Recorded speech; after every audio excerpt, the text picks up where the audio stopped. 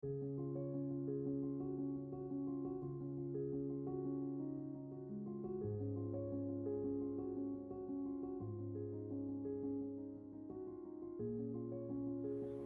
welcome everybody. It's so great to sharing this virtual stage with you, all of you. I personally have the privilege of working with most of you on a daily basis, and I'm looking forward to collaborating more with Amit. And we recently met at a mindful leadership conference in DC, and from first conversation, it felt like there's so much commonalities and so many synergies. So I just wanted to, find an opportunity to sort of bring us together. Thank you. Um, so this is roundtable. I don't have any slides. We don't have any set agenda, but I have an intention. So Rajbir and I, when we were brainstorming, coming up with the name, this is an intentional connection with the like-minded impact leaders like all of you, to bring us together and co-create the future that we want to envision. And this is a step towards that direction where my intention is to learn from each other, have open dialogue. We have a theme for today, but there is no uh, set paths where we want to take that conversation. It can organically emerge, as you'll see. So um, most of us, some of us are meeting for the first time. So I just wanted to kick off a roundtable by kindly inviting everybody. Introduce yourself. Tell us who you are, what you do, your work, and let's get to know each other and go from there. Um, and so, York, why don't you help us kickstart the roundtable? Well, so what? Who am I, and what am I doing here? Um, I I have started my journey actually by being an educator in Britain. Actually, when I was 19, in a school with difficult kids, and so my journey started giving them photography classes, and then I decided not to study architecture anymore, which I had started beforehand, but to do psychology and literature and media studies, basically. So eventually, I became a filmmaker and author and writer, and that sort of formed my life. And when I worked on environmental topics, I saw that the media are the most important part of raising awareness for a larger population. So I eventually had broadcasts in Germany on the main programs, television documentaries, at the main prime time, and reached quite a large audience. And I remember one day that was so exciting when people actually were out in the market and discussing the topic of the film that was running the night before. In those media times when people were still watching, a limited number of programs, and it was so exciting that my film was their topic all the time on the market. So actually, this is part of my experience, and I did lots of programs that were rather comical, that were rather not too serious, and then it basically for some 10 years ago, I decided to switch my career towards something as to become an educator and somebody who is inventing programs for young people to learn and to actually see the world differently, and by seeing it differently, change their mindset and get a new perspective on life and towards their own future. Um, Maybe I should mention that I started at the age of 14 as a radio amateur. So I basically built my own radio and my own did my own first television broadcast at the age of 15 with 1 kilometer in extension. So then I joined a hackers club in Germany, which is now world famous. And I always it was the side of taking the side of media, of talking about things, of making people aware, raising awareness. That took me to this point. And with Youth for Planet in 2015, I founded an agency that is taking this to the next level.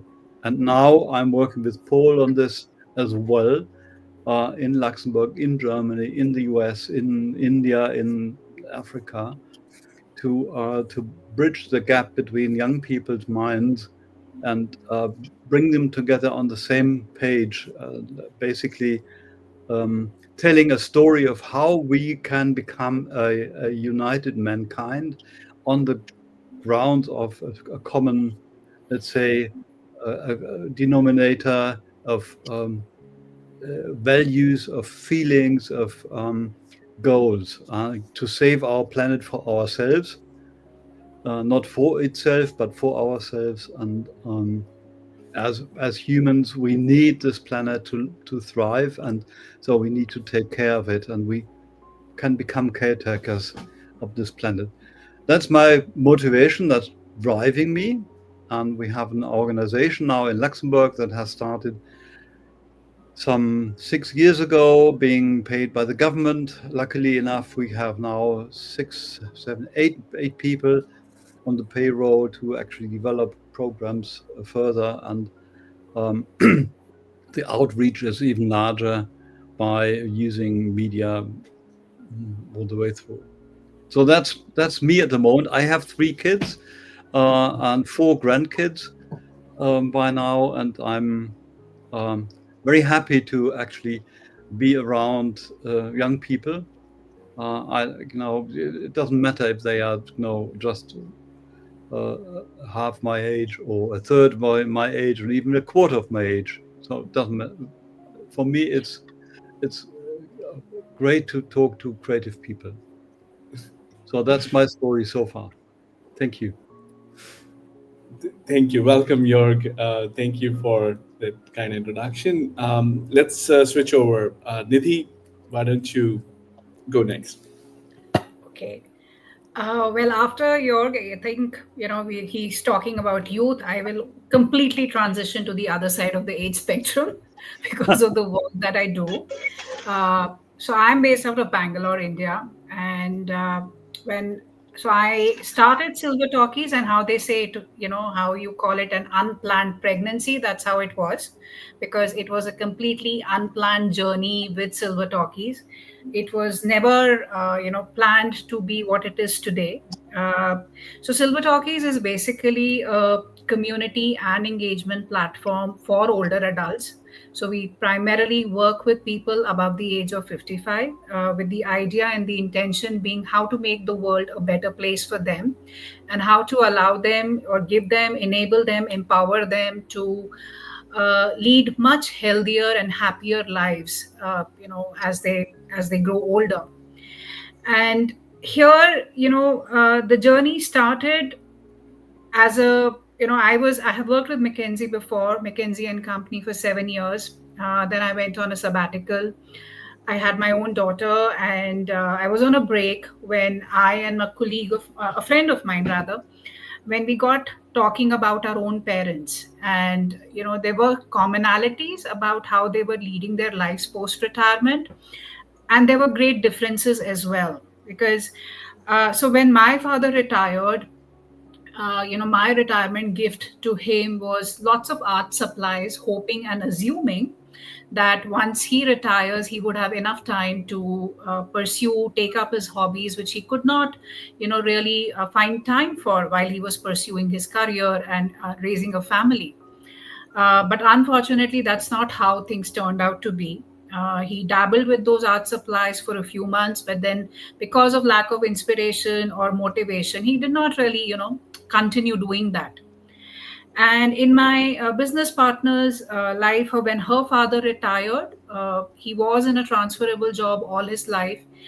He was a very outgoing and extroverted person who, post retirement, became completely socially isolated. He stopped venturing out of home. He would spend his time just watching TV. And, Reshmi was then struggling to figure out what was really going on there, what changed. And I think when we were looking for answers for our own parents, we were also interacting with a lot of seniors who lived in the same community as us, and we saw a lot of common issues where they were all finding it difficult to have a meaningful life in their senior years, because there was nothing which was happening for them. It was, a lot of work happens around youth, a lot of work happens around children. We, as parents, also tend to think a lot about our children, but we don't, we completely assume that our parents are adults and they can take care of themselves, and do not think any further about them. And I think that's the biggest mistake that we make. And Silver Talkies is on a mission to kind of change that and promote healthy aging and active aging as a desirable and a viable goal for seniors. And I have seen, microfinance was one of my favorite subjects while I was working at McKinsey. And having studied the Grameen Bank model by Dr. Muhammad Yunus, and how the peer based approach works very beautifully, the self help group approach works very beautifully to motivate and take everybody along. So I think our work has kind of evolved on similar lines, where being a community model, we have seen how elders really have a good fun time and how they actually find a support system amongst each other, which allows them to really do much more with their life than what they probably had imagined. And I think, since we are talking reimagine, that's exactly what we are trying to do at Silver Talkies. And Paul and Rajbir and the entire team has been part of this journey for last 3 years. And it's been a great, great journey so far, with a lot of promise for the future. And I'm hoping we would be able to achieve what we set out to do. Thank you, Nidhi. Um, Amit, let's hear from you. Welcome. Thank you, Paul. And it's a privilege to be here. And thank you for bringing us all together. And hello from London, which is very creamy, cold, Christmas space weary. Yes, I have several hats. I by trade essentially I have been trained as I'm a consultant child and adolescent psychiatrist, and my specialty in developmental neuropsychiatry. So I work with really young people with complex mental health problems, very risk-taking behavior. So I work in so-called Tier 4, that is an inpatient unit in North London. I have various managerial leadership hats. I won't go into that, in assistant clinical director and many other things. But importantly, I am also a well-being champion and London lead for Royal College of Psychiatrists. And over the years, I mean, my practices on mindfulness and many other kind of, I've been to world to learn and to various, well, psychologists, top professionals. And the journey, I understood that it's quite important to have a preventative approach to mental health, which brought me to a lot of teaching. I teach globally on it's kind of formed a company called ABC, but essentially it's A is for awareness, bringing awareness towards mental health, disability, stigma. W is for well-being, and it's a quite comprehensive term, but we have created certain parameters and set programs such as self-map programs, self-mastery awareness programs, like STEMs, like art of mindful living, grateful living, self-compassion, art of compassionate communication, and so on. I do pretty much facilitate a lot of workshops, leads here in India, very other spaces with young people, schools, colleges, universities like IIT. I taught a lot in Kharagpur IIT, but at the same time in organizations like Greenpeace International for, and also the E part is excellence in business, education, and leadership. So I have also worked with organizations and with parents, mindful parenting, with so it's a kind of quite broad approach to my work, but essentially the other hat is quite important. This I kind of clicked quite a similar note with your speaking earlier. There are some of my hats is the writing I and filmmaking. I have been a filmmaker for a while. My first feature film Bridge went worldwide in festivals, and essentially also it's generating awareness about suicide with the compassionate approaches and unconditional bonding that heals and transforms people. I've made documentaries on awareness documentaries like on autism and many other things, which is kind of the route I kind of spread into, but I essentially understand the power of media, and we are navigating towards AI and all these changes that is happening. And it's so powerful for young people because there are always an apps there on digital media. That's what attracts them to talk. So rather than having lectures and teaching and all these projects, I mean, although it's essential in some way, especially I do a lot of mindful leadership teaching into my trainees. But for young people between, say, 12 to 18, essentially media is very powerful. So this is where I want to, I am technophobic in some way, although I'm very creative. Also, I'm a writer. I've written poetry books. I've written plays that ran 6 8 years in India. Soumitra Chatterjee was my one of my biggest collaborators. So a bit of expanded work, but I wanted to drive myself more towards from clinical to teaching, kind of leading and collaborating and meeting like-minded people like you. This is where I will stop. Thank you, Amit, and so great to reconnect with you and have you as part of this discussion. Thank you. Janice, do you want to introduce yourself, the I work do, you do? Paul. Yes, please go ahead. Thank you. Sorry. Hopefully, you guys can see me. My signal's really bad. I apologize. And, but I'm Janice Houlihan, and I am one of the co-founders of Inner Explorer, now Inner Explorer Institute. We bring mindful awareness practices to youth, preschool through 12. So, I mean, we were. Did I say your name right, Amit? Yeah, thank you.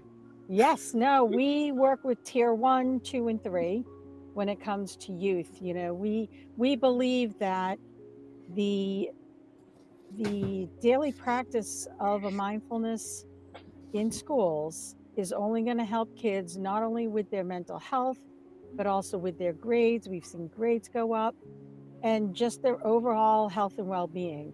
You know, so when we're talking about um, the youth, the health of the youth, and you brought up the whole using devices, we don't even know what that's going to look like yet, but we know that it's causing a lot of loneliness here in the United States. And that is a concern, right? And when you have mindful practices, it certainly brings you to a place where you're connecting with other people and your relationships are really important. We, over the years, we started in 2011. And over the years, we have scaled tremendously in regards to our reach to students, thanks to OneGen. And you know, the biggest thing that we see though is that it's not scaling fast enough. We are not treating enough kids as much as we need to. So one of the things we have decided to do moving forward, going into 2025, is to focus more on advocacy and policy around getting these practices into education.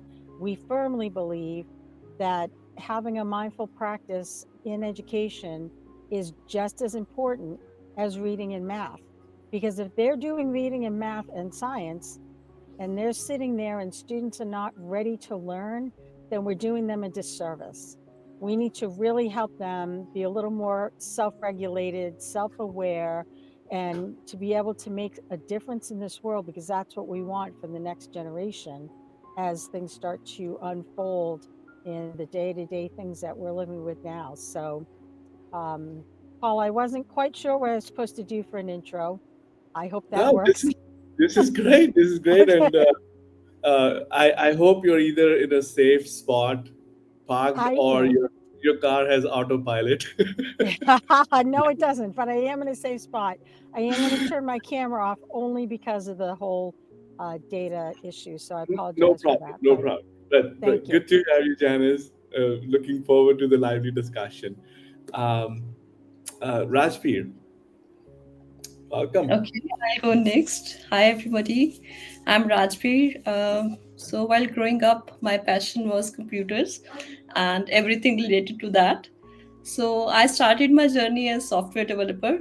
I worked on site with various telecom giants and I was doing well. But there was a void somewhere. So, because I've seen always my parents doing, they were volunteering for social causes while I was growing up, so I was missing that connect in my role back then. So I met Paul, and that's how I joined OneGen. So, as a CTO of OneGen, I have had the privilege of collaborating with diverse teams and organizations, and we are harnessing disruptive technologies like AI, blockchain, cloud computing, and we are actually solving real world challenges. So, that's about me. I have a 10-year-old son, and I'm really surprised the way he's questioning me on day-to-day basis. So I think through the youth, we are really in a very good hands. We just need to foster them well so that they can solve all the issues that we are currently facing. So that's me. Thank you. Thank you, Rajbir, and thanks everybody. You know, great to be part of this table, and the diversity of your uh, background, your work, your passions, and geodiversity. We have people from Boston to Bangalore, and from London and Hamburg. So this was intentional, because my hope and wish is that, although 30 minutes ago we may be approaching this discussion from a very vertical mindset from our domains, but I hope through dialogue at this roundtable we find commonalities and find opportunities for co-creation, because there are several connections we could even already see during the introduction phase, right? So, coming back to the theme for today, and my role is to sprinkle down some ice-breaking questions. But this is a roundtable, and I'll, ask each one of you to organically build on each other's thoughts, and let's have a and learning co-creating discussion. So I'll just kick off from a question related to the theme for today, which is about role of leadership in the age of disruptive technologies. As Rajbir mentioned, and we know, you cannot switch on the news these days when you're not hearing about socio-political change, climate change. There's a lot of paradigm shifts happening around the world, and it seems like that although there is abundance in terms of technological advancements, but the source, the scope of the problems around the world is not directly getting addressed or so. So could be very distressing watching news these days. But I wanted to ask the leaders on this panel, how do you navigate this fast changing, always changing disruptions coming at us at light speed, day to day, and the world around us? So, what is your leadership mantra or model? How do you navigate the world around us? So, that's my Kickstarter question. Who wants to go first? Paul, I'd love to go first. Yes. So I find that um, what we're doing or what I'm doing is really just looking to find, for lack of a better term, my people. I know that on this call we have people that are interested in environment and mindfulness and the elderly. I feel like a group like this are people that really want to move forward with all that the world is looking to do. When we look at like the SDGs, they had a goal of 2030 of which they need to push out already. They're already changing their thought process around that. But I feel like as leaders, we really need to start pushing a little harder on these goals. And I say that with a person that is already tapped out on resources myself. Um, so I understand that it's not that easy, but I think that as global leaders in the world, everyone needs to take a little bit of responsibility on themselves to really think out of the box, to try and get as much collaboration as they can to move forward. So that's my thought process. Let's build on that. Well, maybe I continue with the thought when you were asking this, or when I was listening to you all. I thought about how the world is reimagined or reconnected in our head. Now we all come with our own perspectives. We design our inner world in a very specific way, and still we are now in a global meeting here, and we try to sort of converge our missions, our visions, and find the right words for it. But words are forming. So I'm a linguist as well, and the words are really forming our brain, and they are the first thing that we actually use in order to connect with our environment. When we learn as kids to start talking, I can see it with my youngest grandchild, how she's actually struggling to become part of our world via communication. And communication is key because when we connect as humans, we can connect our brains, our minds by communication. And by doing so, we can expand our outreach enormously and create an impact that was not foreseen before then. And I think this is something that we need to build on. When I see, on the other hand, destructiveness, I see people not being able to live up to their very best part of their personality for several reasons. Environment is one part, but sometimes it's the way how they are brought up, the challenge they are facing.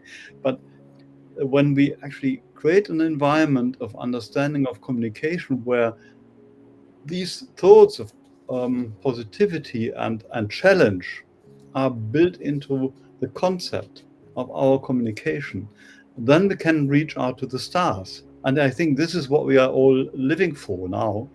When we think about the next phase of humanity, and I'm very often thinking about this, how can we become a humanity that is collaborating as such? There is no notion like a nation state. This is just an invention of people, to control. So I made a film about a famous liberator of South America, Simon Bolivar, and he was 200 years ago very much against the nation state. And he said, we are all humans. We need to come together. And when we have a same language, like in Latin America, Spanish as the lingua franca, then suddenly we can understand each other, and we sort of form a common mindset where we actually find solutions for all the challenges that are there. And for me, this is really fascinating when I see people collaborating on a larger scale. It's starting with a team of 5, it's expanding to 50, 500, 5,000. suddenly something is happening that no one as a singularity can actually achieve. And I have seen in Germany 34 years ago now, when this silent revolution happened, how people connected and decided just not to follow their government anymore. No, shoot us, they said. We are out here and we don't want you anymore. So they actually got rid of the government by silent action, by not complying, but this was a co-creation of many minds. So probably a quarter of the population was out in the street. They showing faces to their neighbors and say, "Okay, I'm one of them. No? I want change now." And when this happened, we just saw it in Syria when the dictator of many decades suddenly disappeared because he lost complete control over the people.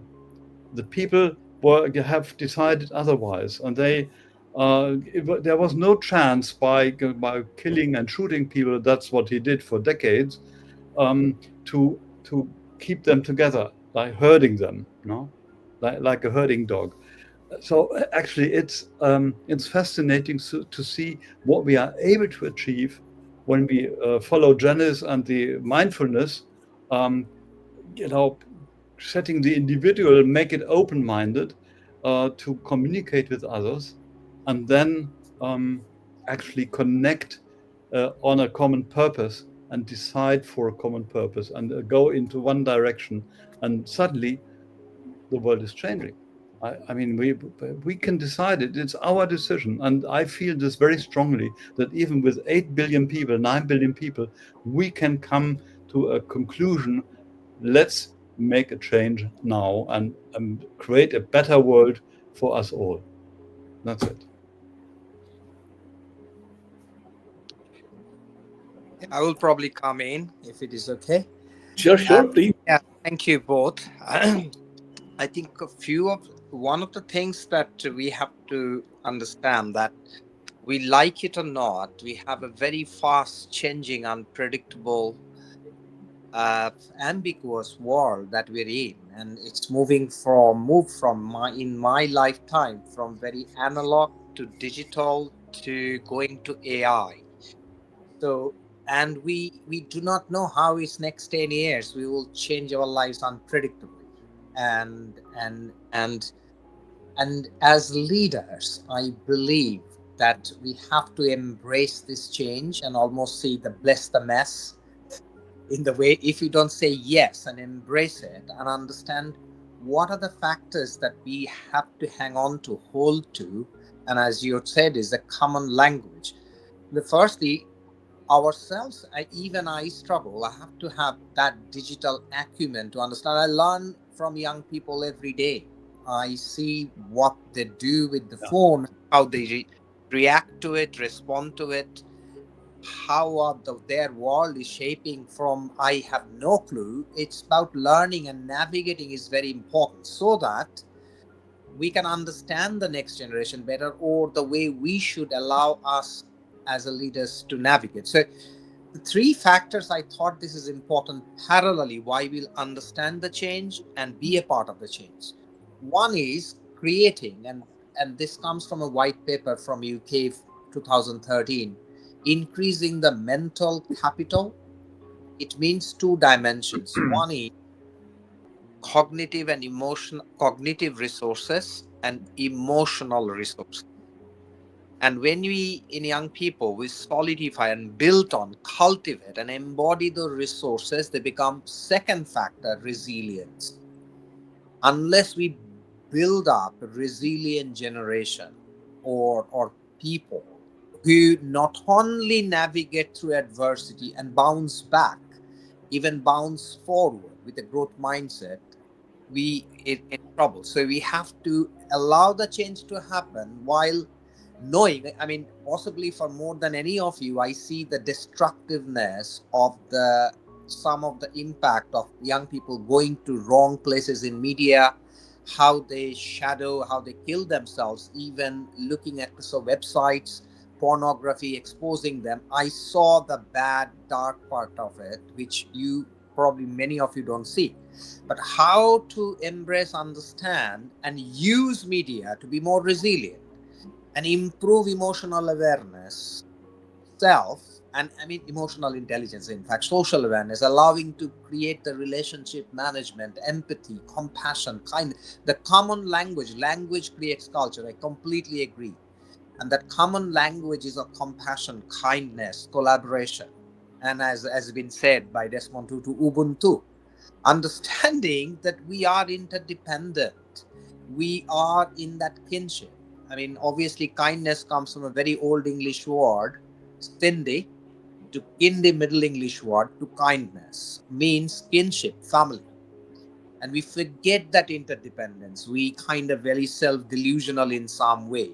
So, bringing people together in that understanding of that kindness, where again this is where mindfulness comes up, all the other spiritual and other relative self mastery practices comes up, holding that stillness, being attentive, being attuned, being trusting, being compassionate, collaborative, at the same time open awareness to us being together in this journey.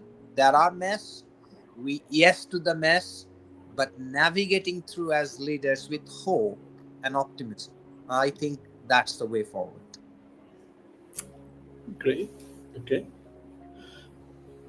All right. Okay, very beautifully put, Amit, and I completely concur with you because actually that's exactly what I was thinking, And I think to the question that as a leader, the role that we need to play, and in this, as you said, it's a fast changing times, and I think that intergenerational gap which is kind of building up between leaders and and your team members is really really wide, and I think adapting to that change and embracing that change as a leader becomes very important to really be that bridge, between the two generations, because I think as a leader that's my responsibility to take everybody together, to a meaningful, in a meaningful direction, to a meaningful destination, right?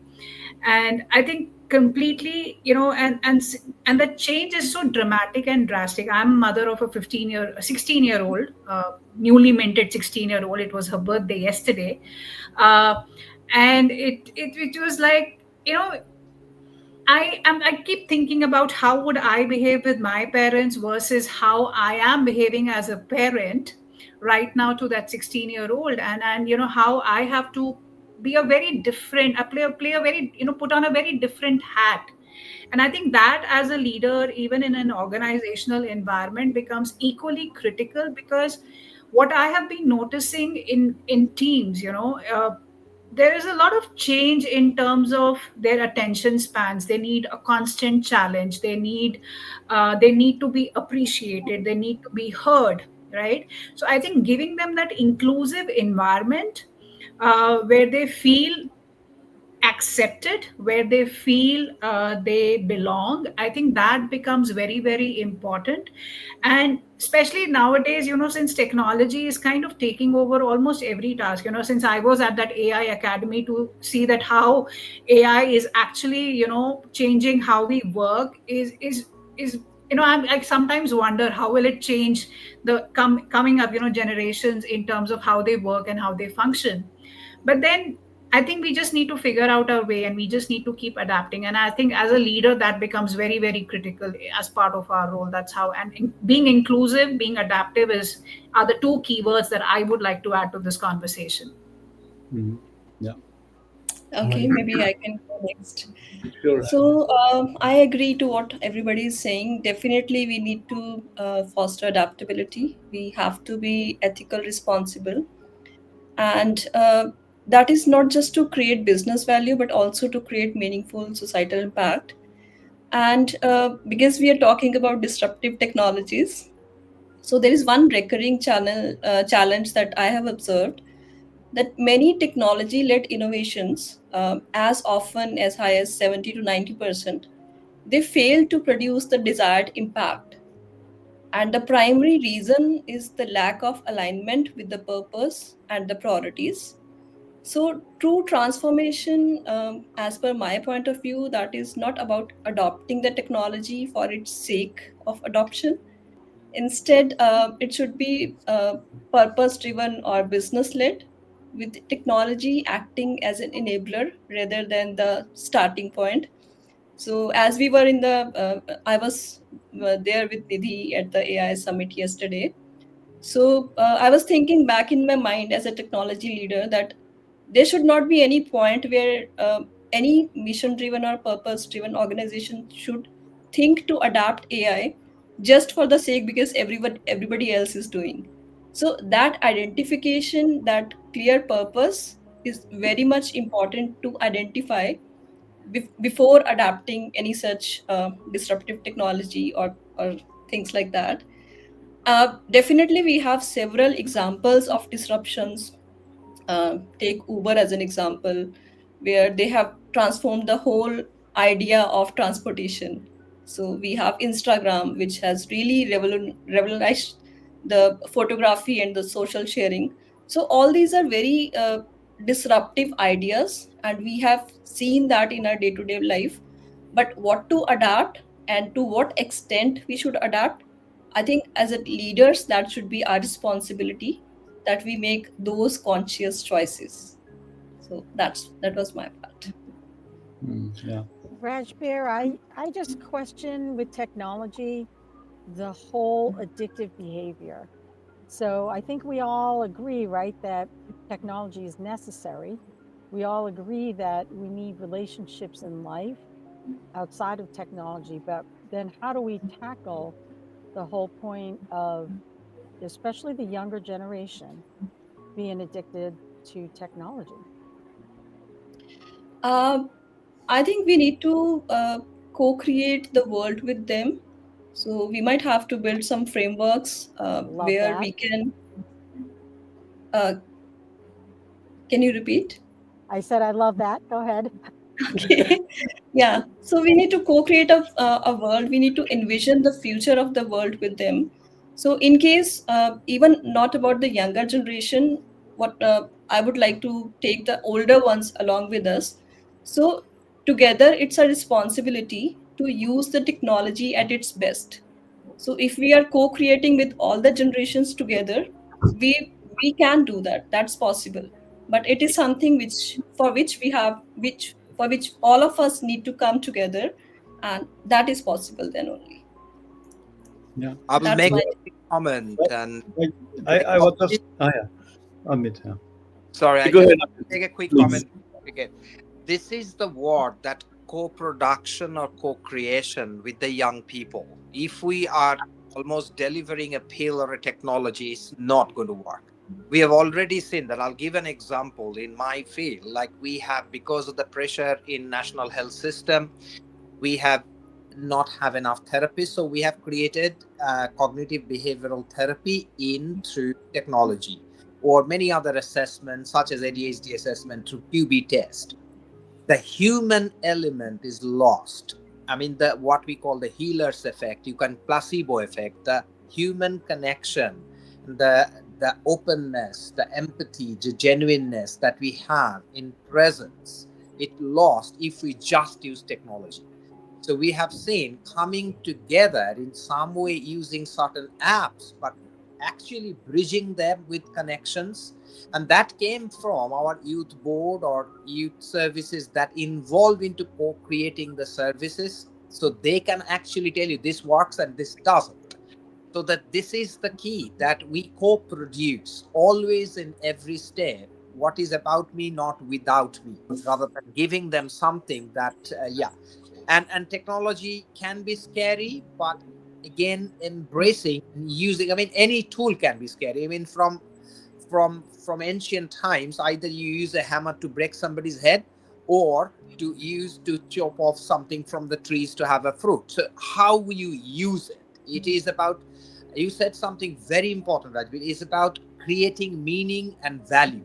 So what is purposeful, meaningful, what works, how we use a mindfulness app, but understanding and embodying it rather than just feeling calm.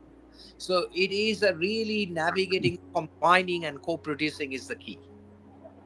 Okay. Mm. York, you wanted to add? I agree. I'm.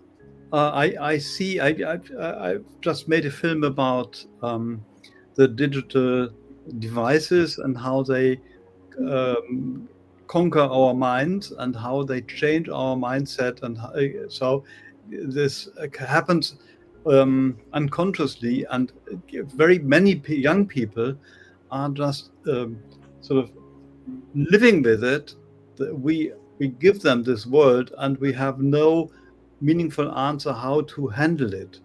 And so exactly what we need is a leadership from teachers and parents to say what is good and what is bad about it. Because all this technology is very often giving answers to questions that haven't been asked. No? So, second thing, so they don't have, like Rajbir said, they don't have a built-in value, but we have to build the value into it in order to give it a meaning. And so very often this is happening after the technology is already there. And uh, because all the disruptive technologies that we see now are building on this human capacity of communication and exploit it or enhance it. Both can happen. So it can be used to, let's say, connect people's minds on a larger scale to do something together, or it can be used to alienate people from each other and put them into bubbles, into separate rooms, and uh, with different words, and so they don't understand each other anymore. So it's something that we need to design, actively design for the future.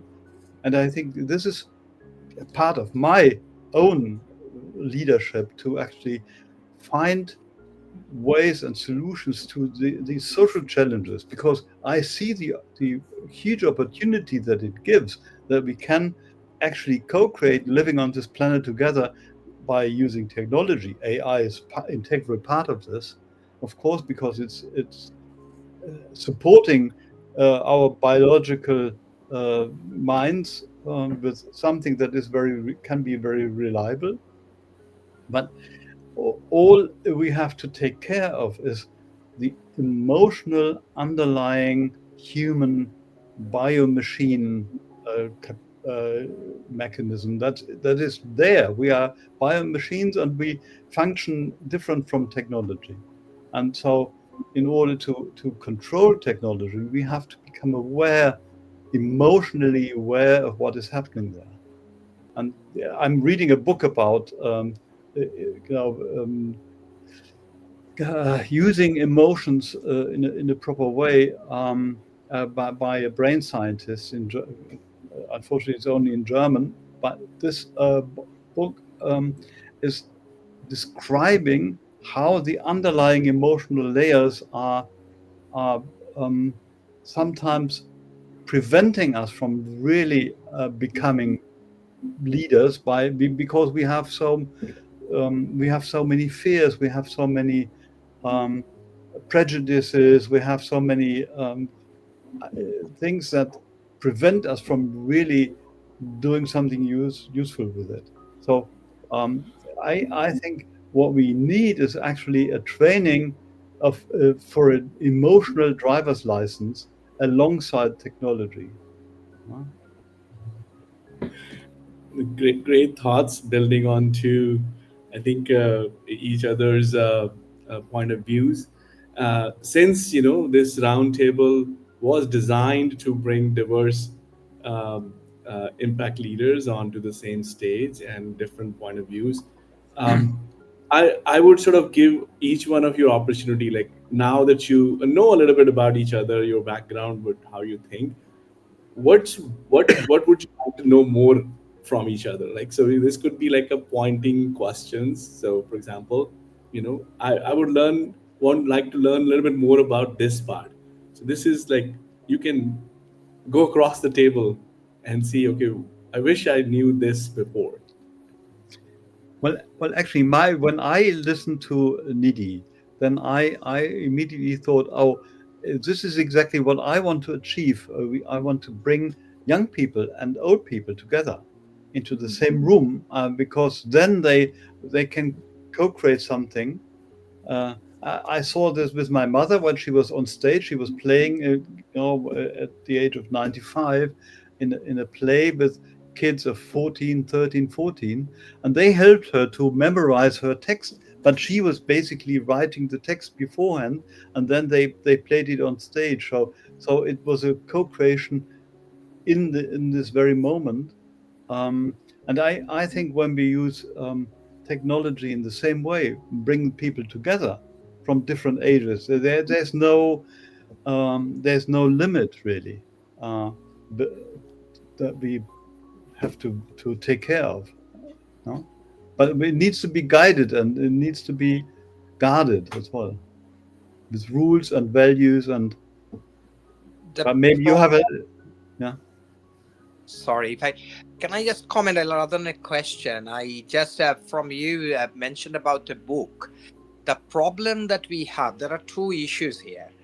There is not enough research, and I recently, because there is legislations is attempting, and in UK Parliament there we are think people are thinking, and given us the psychiatrist even part of a role to think about what impact the technology have on mental health of young people. Mm-hmm. There's not enough still evidence that is in a normal general population it causes a huge bad impact. However, what the research shows, it has a critically bad and difficult impact on vulnerable young people. Now, the problem is we do not know until they come to us who is vulnerable and who is not. Yeah. So it has been hugely difficult to put in policy and legislations. That's number one. Number two, the young people who are 16 to 18 is very different ball game beyond below 16, because at least here they have rights, and below above 18, even they're young people and still navigating in the world. One of the young people who recently just become 18 told their parents, I have the right to use this technology. I would the right to use this thing. Even they don't know. He has autism, high functioning. She was going to pornography and parents had lost. And she really downloaded a document of human rights. And then parents are flabbergasted. What should I do, doctor? And they actually given me this book to talk to this young person by Jonathan Hay, The Anxious Generations, and how the great rewiring of childhood causing epidemic of mental illness. So there are evidence in vulnerable people how much they use this technology, they rewire their brain in a very different way. So there are evidence with vulnerable people. The other side, there are very kind of legalities. We can't say this is bad, this is good. So it's all about creating dialogues with them, because Yeah. otherwise we are imposing. And this is a hard bit. They have rights, young people has rights. At the same time, we don't have evidence at times. So here we stand. This is the dilemma and mess that we are talking about. We only have 20 years of research of what, or 20 years of technology rapidly developing and will develop. And we don't know what's going to happen in 30, 40 years' time, how our brain will look like. Great, Exactly. great. And I think it's a very and drawing parallel to something Janice earlier asked about this device addiction, and the technology solutions are actually intentionally designed for, there's a word called stickiness, to Yeah. have a repeat customers and how much of screen engagement time you have.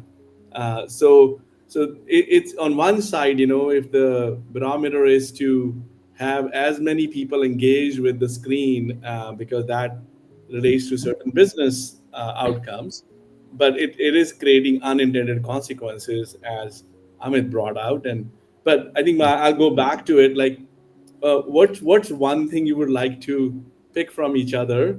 Jorg mentioned something, trying to bring both spectrum of generations together. Anybody else wants to go and ask each I other? again resonate with what York said, and I think there is a lot of merit and there is a lot of need that we kind of bring the youth and the older generation together, because there's a lot that they, what we are talking about, resilience, adaptability. There are a lot of things which, when you put two generations together in a room, you see some magic happen. There is magic which unfolds. There is a lot of learning and unlearning which happens, right? And that also brings out many beautiful aspects. So for example, we conduct this annual event every year around World Elders Day in October, and it is, it's called Samvad, which actually is a Hindi word for conversations and dialogues. And the intention there is to bring actually our senior community together with students from different education institutes, and they kind of get together to put together performances on stage. And it could be theater, it could be dance, music, fashion show, sky's the limit. They can come up with new ideas. And every time we go through that journey every year, there is always there is a speed bump that you encounter, where each generation is trying to figure out their way around the other generation. They don't know why are they, they will be like, oh, they are giving me too hard or too fast a step and I can't keep pace with this. Or the youngsters saying, they are not able to learn. But over this, over the few weeks that they are together, they become the best of friends. And I have seen many beautiful instances of where students who are out of station students studying here in Bangalore, they have found local guardians in those older adults that they were working with, right? Those relationships and that bonding, I think, and that tackling of a common issue that they have, the loneliness and the isolation, not having anybody to talk to. I think it kind of gets resolved. It's like, you're killing two birds with one stone kind of a situation, where both have a similar problem, and then when you bring them together, you're actually helping them solve for that together.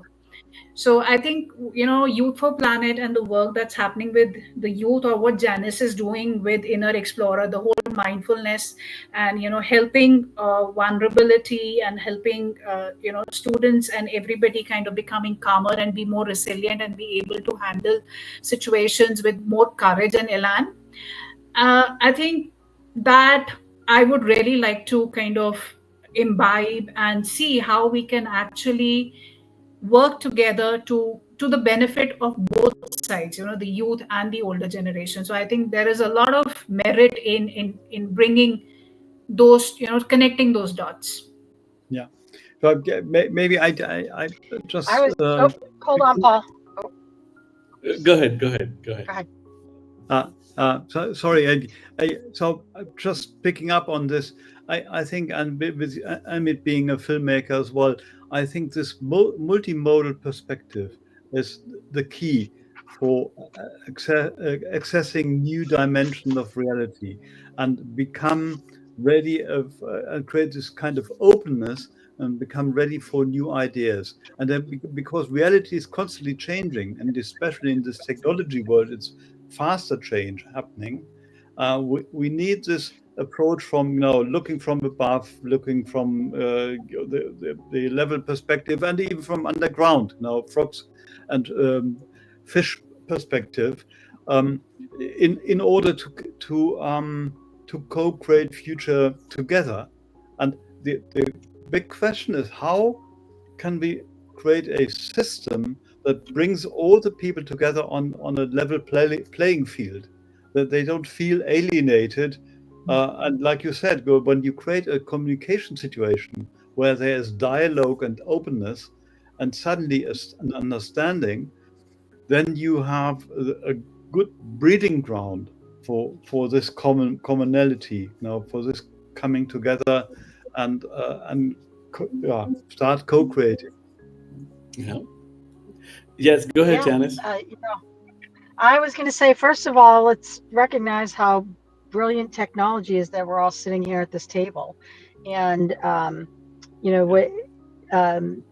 what you were just saying about the two generations, like that just sparks interest to me, because that is something that when I start to get in my own little silo, I am not paying attention to, like what the different generations can do for the youth that helps with what we're trying to get to. So I feel like, Paul, back to your question of what can we learn from each other, I just learned right there in that comment that having that world, that October day in there, I forget what you called it, but I'm like, that is brilliant. So thank you. Yeah, Mhm. yeah. Some And bad if I that you may just add highlighted. one more comment, Paul, Yes. just at the AI Academy, I was just reminded, seeing that there were many startups in that room. We were about 40 startups in that room attending the AI Academy, and most of them were youngsters, and with such fresh ideas on trying to solve worldly problems of somebody is doing creating something, glasses for for visually impaired children. Somebody was creating solutions for deaf people, people with deafness, and these were all youngsters, and it's really beautiful to see if once they have an idea, and given their knowledge of technology, there is so much path breaking stuff that they can do with it, right? I think we just need to channelize it properly and give them that purpose, because they are living in a world of instant gratification. But if you were to give them a purpose and allow them to really lead a life with purpose, and I think that will really find, we will find some real solutions to the problems that we were talking about, that the current youth faces, right? Yeah. And I think they are brilliant at what they do. They just need to We just need to figure out a way to channelize it. Yeah. Sort of goes back to, I think, Amit, you made a comment about the hammer, but is the user of that tool, what's the intention, what's the purpose, you know, it can do both things. It can actually be destructive or constructive. So, and building on to, I think, since Rajbir and Nidhi, you just recently came from Google AI Academy, what's your general outlook? I'll start with both of you since it just happened yesterday. The ideas are fresh in your mind. And what did you learn? Because when hardly any day goes by, there is this dark side of AI. Always here to replace human beings. So many jobs will be lost, and we are basically giving away control to this unknown technology that will t- overtake us. What did you learn? What was your take from you know from one of the, I think, the frontier person, that people that did inventing the technology from Google? Rajbi, why don't you start? Sure, definitely. Okay, so that was a 3 day summit, and we learned a lot about technologies. There were, as Nidhi mentioned, there were several startups who were working on disruptive ones. And I think the one thing which I learned is there is so much of technology available out there. And I believe if we leverage that in a right way, the purpose should be to take the complexity out of equation from the mission, and it should be to enable the focus on the mission. So that is the best solution that I could figure out of everything which was there. There were a lot of tools which could do crowdfunding for you, which could help you to expand to market, which could help you to solve very critical problems which generally as a mission driven person we face as we grow from small scale to bigger one. So technology is there, it's how we use it that matters to us. So that's my takeaway from it.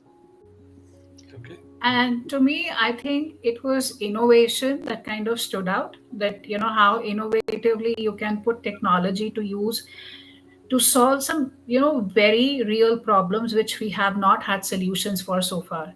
I think, for example, they were talking about Google was talking about a technology that they had developed for detecting diabetes related retinopathy, and how, like, just scanning your retina using the front camera of your phone, and whether you have an issue or not, and whether you need something get done, right? And similarly, those youngsters who were there in the room, who were kind to solve for dentistry related problems, or or for people with who were deaf. They were working on how could you convert text into sign language, how could you convert audio into sign language, and they were talking about to Google, can you, it would be so meaningful to integrate a solution like this in all your products because they are so extensively used, right? So I think I saw a very innovative side of how technology could be used to find real time solutions and make life easier for so many people who are suffering. Yes, but there was a tiny aspect, when I was observing all that. It also made me, I think it made me a little worried as well, because in some cases I felt, we would kind of, technology, there is a way it could take over and it would make a certain few aspects redundant, where and I think that, like, I was just worrying, will it take away our ability to problem solve? It becomes so smart one day that it is giving us all solutions and we stop using our brains to find those solutions. Problem solving is out of the window. Right, so I think that was my worry, that it may just outsmart us if we keep going at this rate. But innovation is definitely going to be the game changer there. Okay. Yeah, as we are talking about innovation, so I would like to share one more experience that I had. So I've been to Bangalore Tech Summit that happened to be last month, and we were talking about disruptive technologies, and we were talking about edge computing. So at present, we have recently seen that there's a report from WHO that over 20 million new cancer cases were reported in 2022 alone, and Yeah. they are predicting that with this increase, there will be an increase to 35 million per year by 2050, which means that 77% increase from 2022. So I think with these kind of scenarios, we definitely need to adapt, because there is an urgency to get some data driven insights. So I think with that way, adapting technology, it's crucial. And there are examples where using edge computing, the researchers at Stanford University, they have done the analysis from weeks time to hours time. So again, it comes back to how we use the technology. That is what we need to figure out. Yeah, but we need to create guidelines and rules for this technology, and there's no way around that. This is a challenging part, because then, is it a state? Is it a number of states? Is it the UN that is creating these guidelines? Because it's basically limiting the options for technology to evolve into any direction and exploit people and know about people and in unprecedented ways. So this limitation then creates more creativity to stay within the boundaries and still do something exceptional with it. I think we need to play around with these options and these in order to really get through to this. If you just open the box and say anything can go, um, and then I tell young people, well, actually, all your data, everything that you do is being exploited, processed, and they, by doing this, AI will know what you will do in 5 years' time, better than you yourself or your parents or anybody outside. So people are usually not aware of that, how they actually become part of a mega machine that is exploiting the biological beings for creating more knowledge about these biological beings, and then become a let's say a kind of a state-like object that is creating its own rules and its own governance. I think this is happening at the same time. It's that's the frustrating part about it, that people don't usually know how to put limits on their own usage of technology and see the limitations of technology, like now ask the machine, ask the AI certain questions, and then you get always answers, even if they are invented, no? Because the machine is programmed to give answers, so it gives answers even if it doesn't know anything. So, and it's like people, where people are lying constantly. I think there are about 100 lies a day per person. Um, Tiny I lies. think Amit is facing a technology challenge right now on audio Yeah, and video. Amit, you can try logging back in. Let's see if that works. yeah, yeah. Yeah, So but I yeah, great point. Great points, Jorg and Nidhi and Rajbir. I think it's a lens through which we see. Like is it a half glass full or half glass empty?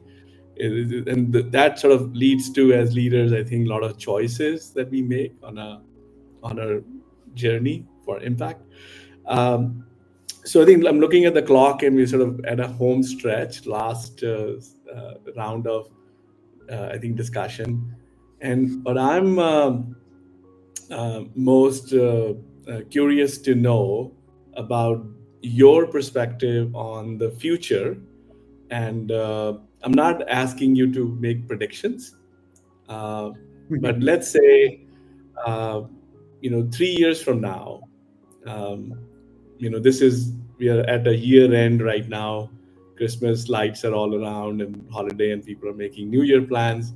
So it's a year, it's a time of the year when we sort of do reflection, but we also open up new journals and we start writing our manifesto and make resolutions for the future.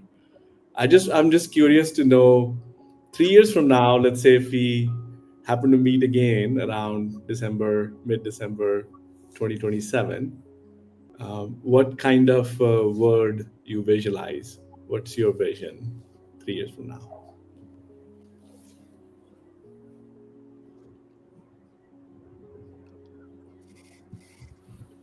Paul, well, 3 years is really close. 3 years. Yeah, you're right. Um, I mean, 3 years is not that far. So, for me, I would say my vision would be that, you know, these all of us that are at this table, that we work our hardest to try and make this a better world for us, for our parents, for our youth. And in order to do that, I think that we have to keep continuing conversations like this to really drill down into some of the bigger social issues. That's my thought. Yeah. Got it. Well, when I see this happening, my feeling is that we are coming near to a turning point. So the traditional decision making of leaders of states coming together has not proven to be effective. Now it's a process that can be disrupted by special interest, by businesses like the fossil industry or any other power structures. So I think in 3 years' time, I can imagine a different type of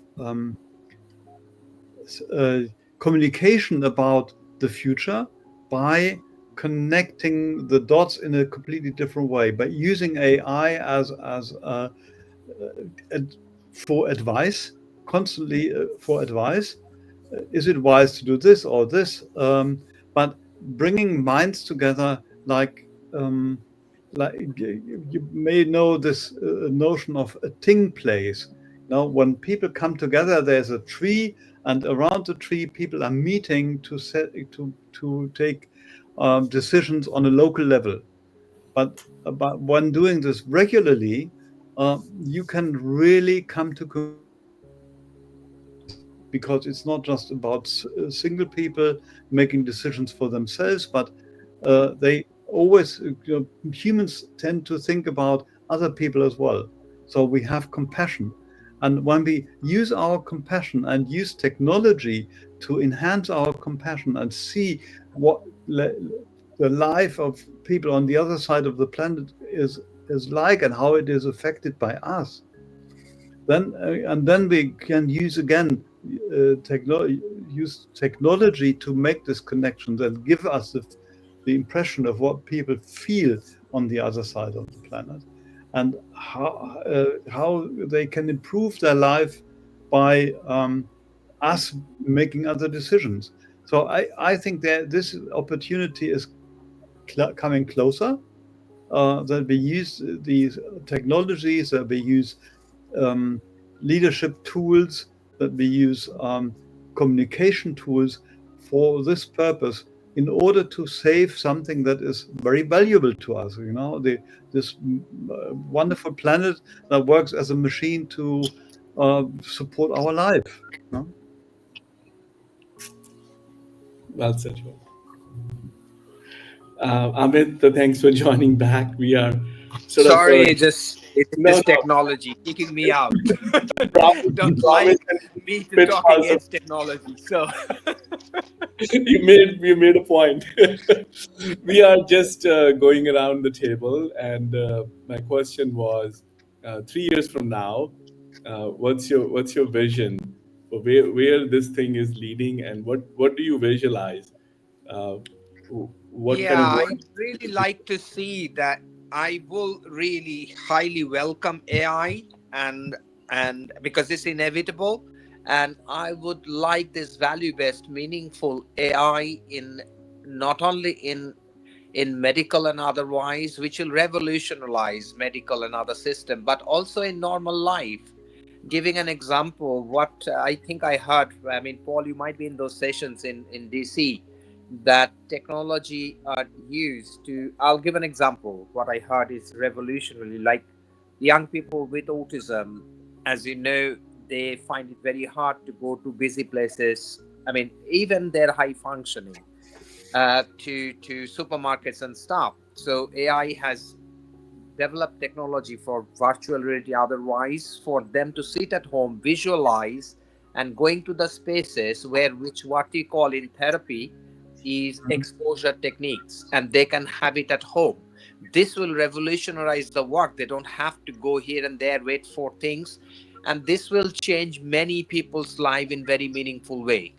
So I am looking forward to it. I, being in a very older generation, I have to have a quantum leap to adapt to these situations, and I am looking forward to it. So I'm optimistic, cautiously optimistic. Gosh. Okay, Nidhi. Okay, for me, I think I have a very tunnel vision when it comes to this. um, but for me, it's I think next 3 years, like Janice said, yeah, it seems like very close by, so it's difficult to kind of have a bigger vision. But I think I have witnessed, in the last few years, a change for good, which is already happening when it comes to geriatrics and understanding of geriatrics. The fact that we are seeing a lot more geriatric doctors being available now, while it was really unheard of. Nobody, even now, many people do not understand who is a geriatrician. But that is slowly starting to change. So I am hoping in 3 years' time, we would have made some tremendous progress in terms of understanding what older adults really need. And to that effect, I also have this whole idea and vision that there should be these kind of active aging centers which are available across neighborhoods, which allow seniors to go and spend time together and find that community which would help them out and which would give them, the lease of life or the zeal in life that they are looking for. But these active aging centers are also the places where we will find a lot of youth being involved and engaged to run these programs for the seniors, right? So there is a lot of scope for intergenerational contribution that can happen through this, through this idea. And I think I actually see that playing a huge role in, what we were talking about, giving a purpose to the youth to find some impactful solutions, or how to leverage technology to, kind of find solution to some of these problems. So I think, yeah, my hope and my desire and my aspiration would be to have such neighborhood active aging centers, which would bring youngsters and the older people together, and it would help them kind of bond and do work together. Mhm. Beautiful. Rajvi? Okay, so I have always believed the power of manifestation. So I would like to manifest for a world where all of us we have adapted the disruptive technology responsibly, and where I could do more of the work that I am passionate about, where I could do software designing, planning more faster, and I could have more time where some technologies have enabled me. I could have more time for other activities, other creative things that currently I cannot do because of lack of time. So that's my manifestation for next 3 years. Great. Yeah. It's, I mean, everything starts with an intention. And I'm a Well, big let's have believer. your intention as well for next 3 years. What is it that you see have changing? I think today was sort of a subset of that coming true, which I've been thinking for last 5.5 years, which is to, I think, create a community of, uh, you know, impact leaders, thought leaders, because I believe that we all are trying to solve the same puzzle. We may have different domain expertise, we have different perspectives, and I see that as a strength in integration, in co-creation. So for me, I think uh, the vision is community, tribe, where you feel belonged, and because we all in some different capacities have this, we don't fit into the mold, and hence we are doing the work we are doing. um, and that's I think we should amplify that, we should celebrate that, and for that I think a common language, as York said, co-creation, collaboration. To me, I think that's what inspires me. Interfacing with all of you on a daily basis and looking at potential opportunities of what we can do together. And so I think that's my Mhm. vision, which I strive for. Mhm. And today was actually a manifestation of getting this thing started. Uh, it's a small stage, but I think listening to you, connecting with you, and hearing, your perspective, it's been a treat. It's been a gift. We're so almost towards the end of the time, and I'll just go back at the table and throw the last dice, which is like one key takeaway we got from today, and then we'll go towards official closing. I'll go for 3C, Paul. One is connection, collaboration, and compassion for all. Mhm. That's it. I'll add one more to it. It's co-creation. I think C is the letter of the day. I take another letter. Then so uh, you know the word glocal that was presented some 30 years ago. So when I envision what is going to happen is bringing the local and the global together in a new, meaningful way. So you have the global constantly in your pocket and on your mind while you're doing your local work. And so we have 6 billion, 7 billion people connected to the internet today. So this is a huge chance to really build on this and create a global community that is still local, because everything meaningful is happening locally. You eat locally and you live locally, and you die locally. But this the rest is done on this global level. And I see this as a wonderful opportunity of living this as a global community. So Wonderful. Janice? My takeaway revolves around just collaboration, and what a lot of us are looking to do, and the passion that we bring to the field is going to make a difference. Beautiful. Nidhi? Okay, I'll add mine. I think for me, the key takeaway is optimism in innovation and collaboration. I think through this conversation, it gives me a lot of hope that there are a lot of possibilities which are still unexplored, because when you are working on with your passion, sometimes it's very draining and frustrating, when things are not moving at the pace which you want them to move at, and you feel like giving it up and say, okay, it's really not worth it, it's not working out. But I think conversation like these allow you to walk out with a lot of hope and optimism, saying that there is a lot of scope still available to keep innovating, and through collaboration, I think we can really do wonders. yeah, Truly magical. our superpower. Yeah. That's good.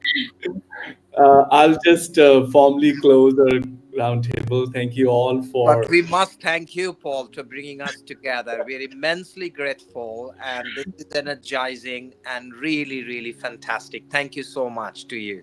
Yeah, thank you. Thank you too. I'm reminded of a quote I heard on a stage at a mindfulness conference a couple of years back. And while listening to all of you, it just came back to me. It's been ages, but it just came to me. So it went something like this: that uh, uh, our job is not to fight the darkness, because we are farmers of light. And I think Wow. that is Yeah.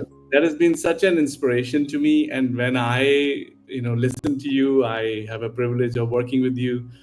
I get inspired by that, because I see us as a community of farmers that are farming more light to eliminate. And it's been a gift. Thank you. Thank you all for participating and being Yeah. present on this roundtable today. Thank you so much. Thank Thank you. you so much. Bye, Bye everyone. bye. It was lovely meeting Bye. you all. Bye. Bye. Bye. Bye. All right. Thank you.